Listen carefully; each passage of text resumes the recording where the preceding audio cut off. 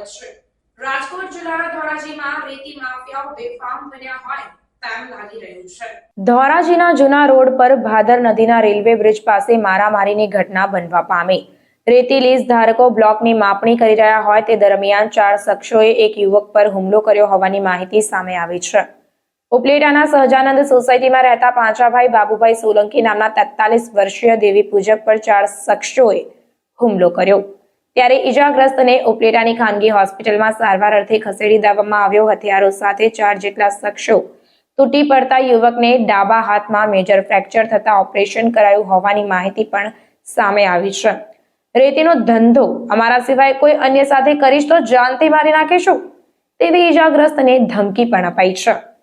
ધોરાજી સુપેડી પાસેના રાયધરાના પુલ પાસે ટ્રક અટકાવી ધારિયા વડે હુમલો કરી દેવામાં આવ્યો। ટ્રક અને ક્રેન નદીમાં ફેંકી દીધાની ફરિયાદ પણ નોંધાવા પામી છે।